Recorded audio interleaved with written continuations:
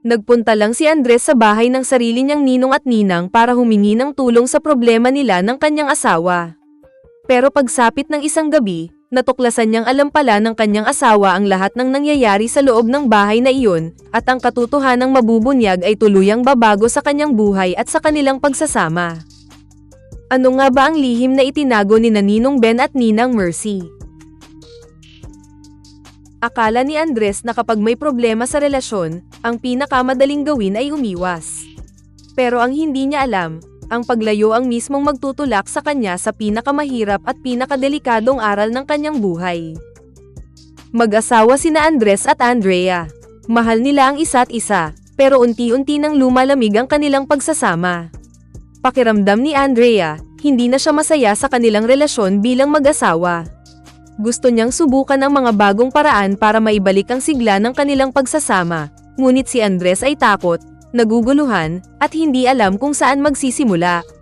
Sa sobrang bigat ng sitwasyon, humingi siya ng tulong sa mga taong matagal na niyang pinagkakatiwalaan, ang kanyang ninong na si Ben at ninang na si Mercy. Mainit siyang tinanggap ng mag-asawa. Habang inaayos pa raw nila ang problema ni na Andres at Andrea, iminungkahi ni Ninang Mercy na doon muna siya manatili. Normal lang ang matakot, sabi ng ninang. Minsan kailangan mo lang huminto sandali bago ka makapagdesisyon. Habang lumilipas ang mga araw, napansin ni Andres na tila iba ang paraan ng pagtrato sa kanya ng kanyang ninang. Hindi ito lantaran, ngunit sapat para guluhin ang kanyang isip. Isang araw, nahuli siya nitong nakatitig habang abala ito sa gawaing bahay.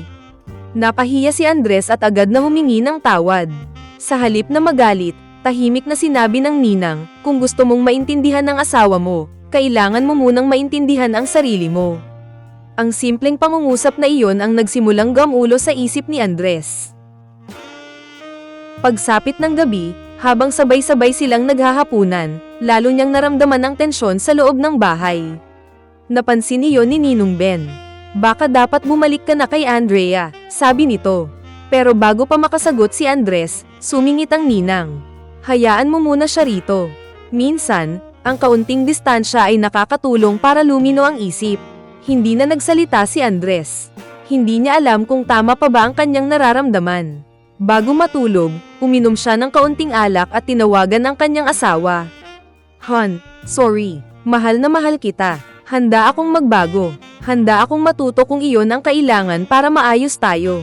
Tahimik ang kabilang linya. Pagkatapos ay sinabi ni Andrea, "Good. Kasi may pinakiusap ako kina Ninong Ben at Ninang Mercy." Bago pa siya makapagtanong, pinatay na ang tawag. Mas lalo siyang naguluhan. Kinagabihan, kinausap siya ng ninang ng masinsinan. Inamin niyang may mga pagkakataong kailangan talagang harapin ang mga bagay na kinatatakutan natin. Habang nag-uusap sila, biglang dumating si Ninong Ben. Akala ni Andres ay mahuhuli na siya sa isang malaking pagkakamali. Pero ang sinabi ng ninong ang tuluyang nagpabago sa lahat. "Huwag kang matakot. Alam ko ang lahat." Napatayo si Andres sa sobrang gulat. At higit sa lahat, dagdag ng ninang, alam ito ni Andrea. "Ha? Alam ni Andrea?" Nanginginig na tanong ni Andres.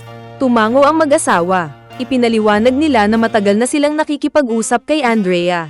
Ang layunin nila ay hindi sirain ang kanilang pagsasama, kundi tulungan si Andres na harapin ang kanyang mga takot, ang kanyang hiya, at ang mga bahagi ng sarili niyang matagal na niyang iniiwasan.